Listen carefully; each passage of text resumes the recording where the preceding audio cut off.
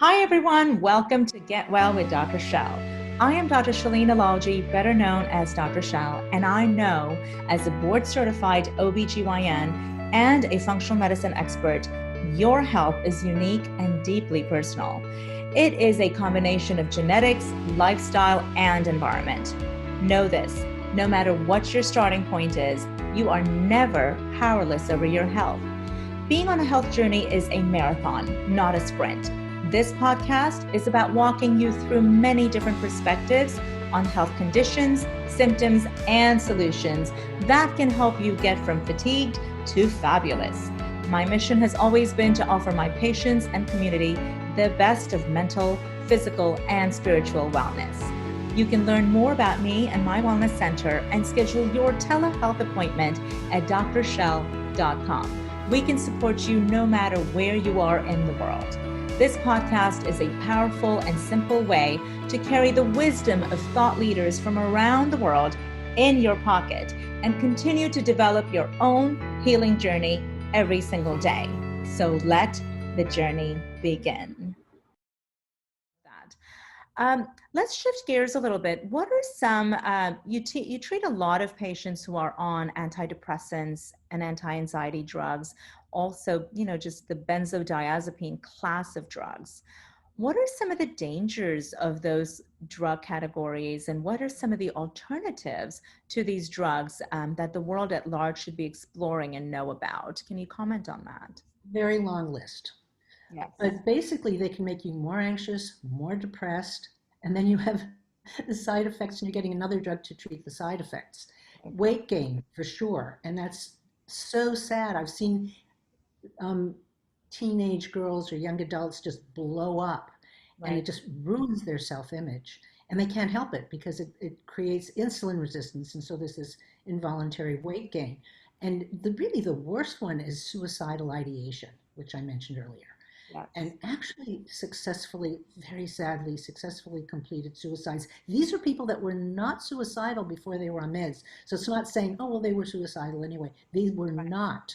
Right. And it's they have this they're almost possessed by or obsessed by suicidal thoughts that they have never had before. And that to that me is is so sad, right? It's such a tragic occurrence where, what you set out to treat, sometimes you end up making worse. And what can we do? What can we do about this? It's almost an epidemic, right? Depression and anxiety almost seems to be an epidemic, especially in the younger generation. You have all of these younger generation in high school with social media and the entire aspect of the FOMO. They're missing out on X, Y, and Z. Somebody else's life just seems so much better than my life. And lo and behold, they start becoming extremely depressed or anxious. And the first thing they do is they'll go to their physician, who might refer them to a psychiatrist. And then there we go on this, total spiral of medications. right. I always think, And therapy is something that's so important, the cognitive behavioral therapy. So let's kind of talk about, what do we do for the younger generation? absolutely. Well, because I'm more of a functional medicine psychiatrist, I leave the therapy part to therapists. And of course, therapy is extremely important. Um, but the substrate, if you have the substrate working properly, you're way ahead. And that's where functional medicine doctors like yourself come in.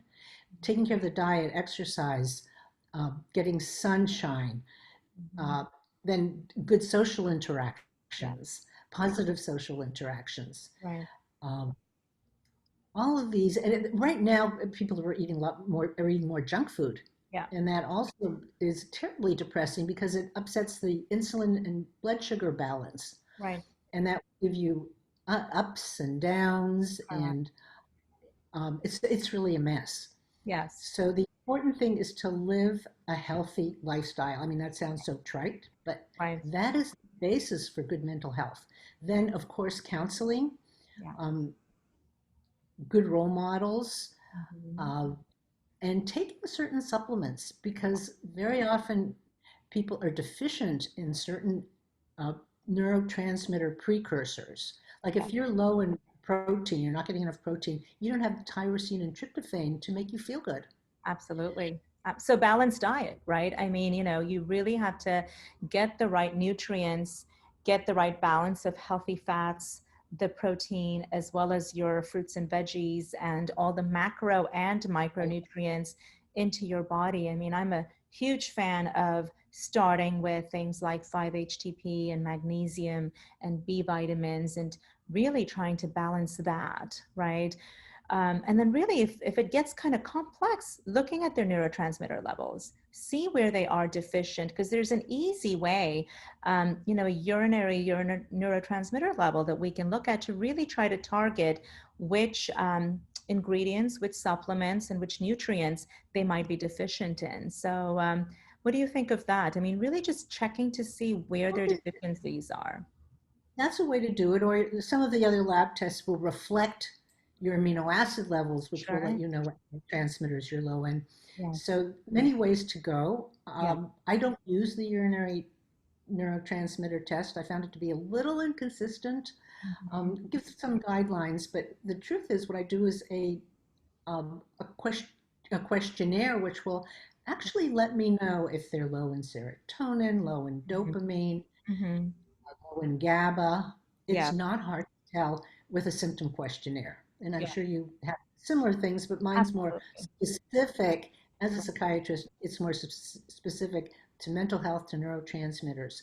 And the Right. other thing, as I mentioned, is that CBD is a great balancer of all the neurotransmitters. Yes. So it actually will make sure, this is so interesting, that your serotonin and dopamine and GABA Mhm. are all balancing with each other, that Right. your blood sugar is being balanced. It's an Correct. amazing blood sugar and insulin balancer. Yes. And we have a lot of research backing to show that this is so. Yes. Well, I think it's an entire terrain that we're looking at, right? So we have to look at the hormones. We have to look at and when you look at hormones, you're looking at your stress hormones, so your cortisol, your thyroid hormones, which we know if we have hypothyroidism, that does increase the risk of depression in people as a symptomatology. We also know we want to look at, your sex hormones. We want to look at nutritional imbalances and, most importantly, relieving your body of the exposure to toxins and diet and exercise. And for young people, especially, and actually even for our age group, to be able to detoxify not just from toxic substances, but also the entire, the phone, the gadget that nobody wants to put down, right? The constant things that are going through our minds and this constant stimulation. When was the last time anybody practiced silence and mindfulness and meditation?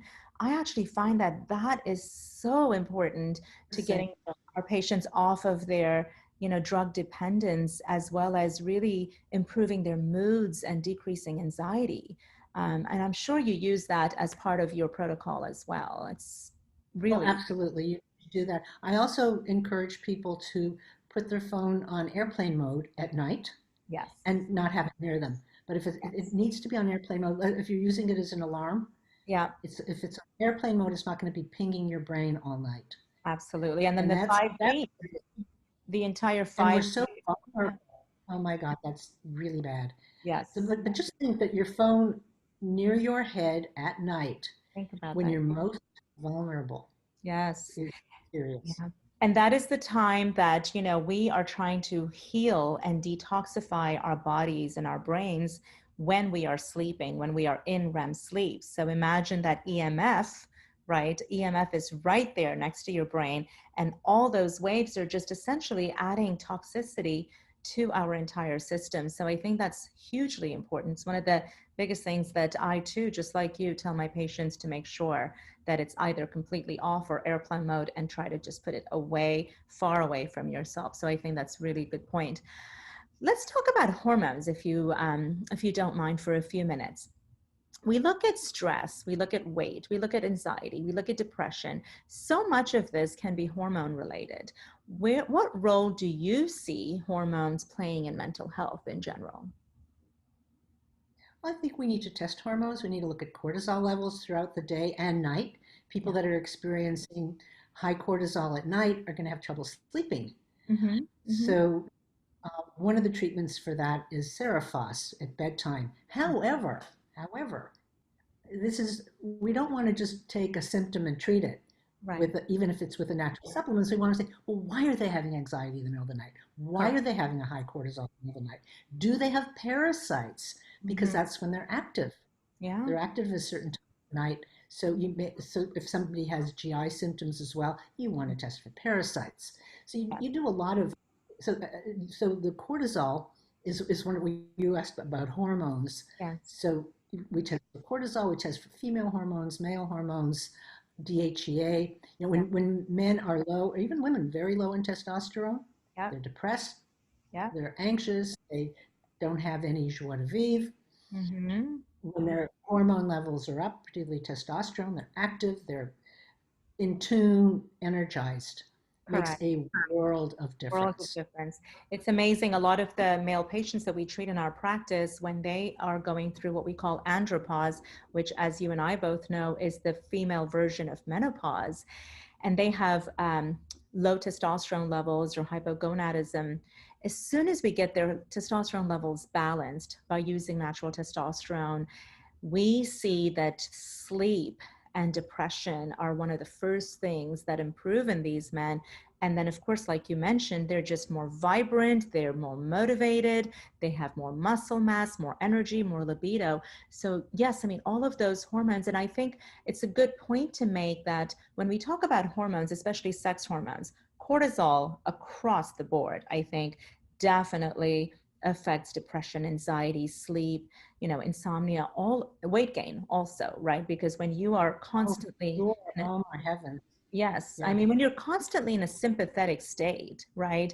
I tell my patients if your adrenals are not working well, you are constantly in a fight or flight mode. And in that mode, your body's holding on to its biggest source of this energy that it wants, and that's your fat. You're not going to get rid of that weight unless you take care Yeah. of your adrenal glands. So, very Right. important, as you Taking mentioned. care of your stress level. And then there's also the thyroid. I mean, often, this is interesting. Women more than men have Hashimoto's thyroiditis, which is an autoimmune thyroid Right. condition. Right. And sometimes they're misdiagnosed as bipolar because they're having mood swings. Oh gosh. And they go to a psychiatrist who's not going to test for thyroid antibodies, right? Right. I, Most I people do, do. of course. Yeah, of course we do. So if you have thyroid antibodies, then you're going to have these mood swings and Hmm. you're going to look bipolar, but you don't want to end up on this whole cocktail of bipolar medication. You Goodness. really need to be treated very specifically Yes. for that autoimmune thyroiditis. And often it's due to sensitivities or such as gluten sensitivity. Now, Yeah. I've taken people off gluten and their Hashimoto's and those antibodies to their thyroid go way down and treat them with a bit of thyroid hormone to boost their thyroid.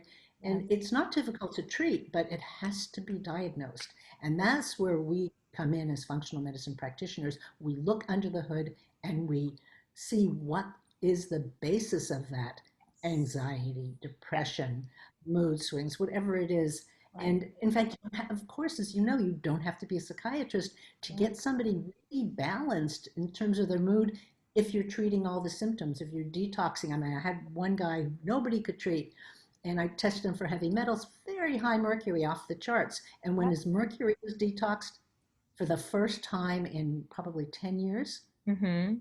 he was fine. He was Yeah. great. Amazing. Amazing, right? More, And I think that's exactly why, practitioners like you and I, we look at the root cause. We don't want to put a band-aid on the symptom with a medication. We want to see why did they have that symptom to begin with.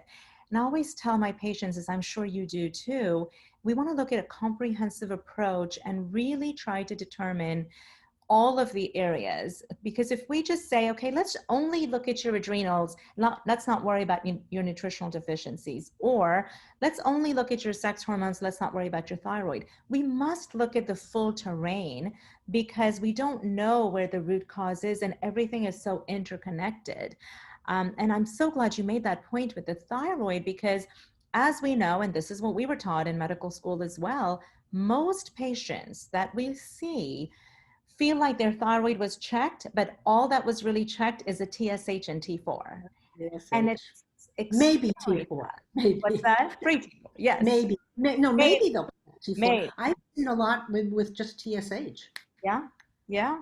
I mean, we need it to be in optimal levels rather than, so we need to look at the free T3 and the reverse T3 and the thyroid antibodies and the all of that needs to be looked at for us to really Right. give them a stamp that your thyroid is truly balanced and optimal. So I hope that some people are taking notes because they can definitely at least get those thyroid tests done so they know what's actually going on and be in the optimal range. But you mentioned, when people come in and they're on anti-anxiety and antidepressant drugs, what are some of the things that you do to safely segue off of them? And is that even possible in some people? What do you do? What is your protocol and how do you do it safely? Because I we do. all know it shouldn't be cold turkey. It should not be cold turkey. No, no. That's very bad.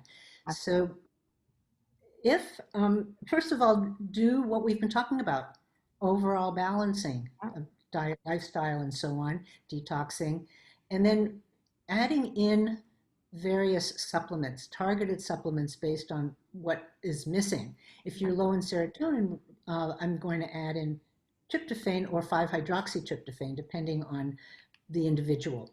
And we can trial these. We actually test each one in real life, in real time, with taking a capsule, putting it under the tongue, and seeing what the reaction is. So that's actually better than a lab test. It's like your living lab. Yeah. And we do that. I have people who do this for me, a nutritionist actually, who I send people to, that will do that and test someone with each amino acid in real time, and they determine what their dose is, and you gradually increase the dose of the amino acid and then cofactors of vitamins and minerals, essential fatty acids, and gradually reduce the medication. And it really, really buffers those difficult withdrawal effects. That's awesome. That's awesome. I just saw a patient not too long ago, probably 2 weeks ago, who had been on benzodiazepines for literally 3 years and relatively high doses. It took her, she could not, she was trying to wean off of it. She was working under the care of a physician to try to come off of it. It took her all of 3 years to get down to where she was able to actually come off the benzos. She was on clonazepam. Some of those benzos are really, really tough to wean off of. How long do you feel like in your practice you've seen people take to come off of these? Oh, much less than that. Yeah. Because when you're You taking the amino acids, you're filling those receptor sites. What you're dealing with are hungry receptor sites that are used to getting this hit of Klonopin, and so the receptors aren't getting it, so they're hungry and they're reacting with anxiety. Yeah. So you're feeding them with GABA and theanine, which raise your natural GABA, which is what the Klonopin was doing. Then you're feeding those hungry receptor sites, and they're happy, and they're not going to react with anxiety. But unfortunately, in traditional practice, they're not using those, and that's the point I'm making. Like, for the listeners, I want them to know that there are alternatives that they can use under the care of preferably a functional medicine doctor to be able to feed those receptor sites to be able to come off if that is what they're trying to do. So we're facing a really rare kind of global isolation right now. What advice would you give to counteract the effects of being distanced from our friends, colleagues, and often even our families? Because that leads to depression and anxiety as well. Yeah, I think that, just being very practical, stay in touch. We have Zoom.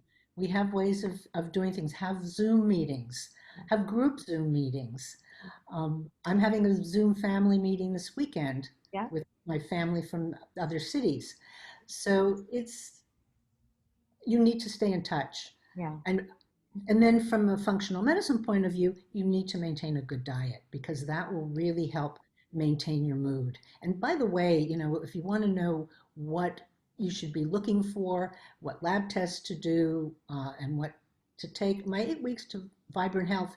It's kind of an older book. I'd written a number of years ago, but it's still very relevant in Yes. how to do it yourself Yeah. and then when to actually call the doctor.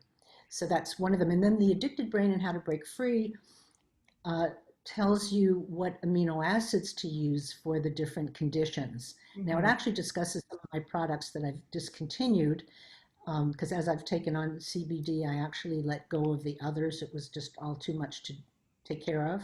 Sure. And the Addicted Brain will have some of those, but will also have things that you can just get yourself. That's awesome. And I want to just give a shout out to your book. And like you said, you wrote it several years ago, but the 8 Weeks to Vibrant Health, I think it just simplifies everything. It's a very good, comprehensive step-by-step approach. So I would definitely recommend that. Still is very, very pertinent. And it's a really great do-it-yourself to be really healthy emotionally, mentally, as well as physically. So definitely love that. That's on my bookshelf as well.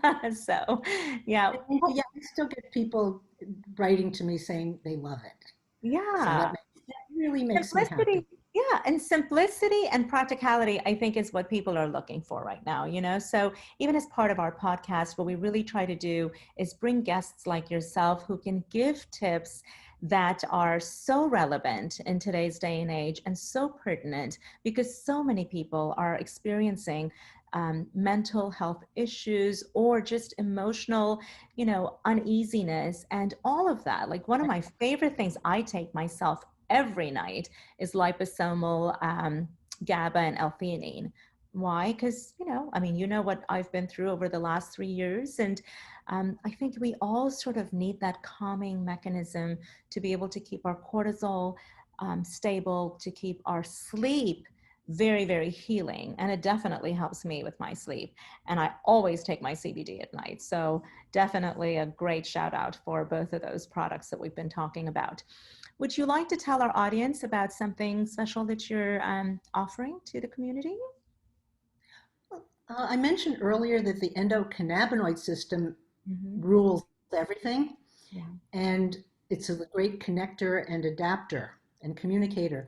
So when you have a low endocannabinoid system, you're in trouble. And the antidote is CBD. So I wrote a book called The Magic of CBD. And I also have a questionnaire where you can determine if you are low, if your endocannabinoid system is low. Mm-hmm. And then you get the magic of CBD, which will explain what's going on. And this is all free. So that's my gift to you. Thank you. That's very, very nice. And I think people will love that gift. So thank you for being here, Dr. Cass. It was such a great conversation. And I think so many people will benefit from this.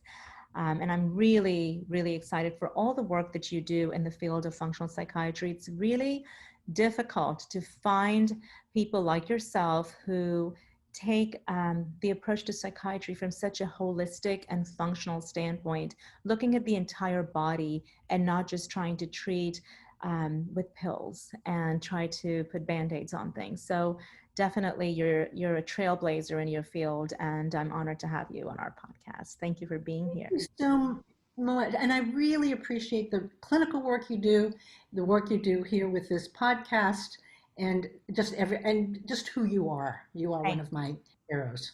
Thank you so much. Thank you, and have a lovely day. Thank you for joining us, and thank you everybody for being here today. Have an awesome day, and catch us again next week. Bye-bye. Thank you so much for making time for today's podcast with Get Well with Dr. Shel. I know that this conversation and education can help you to create your best life possible on every level. So definitely tune in to hear the newest expert and learn the latest protocols to support your best health journey.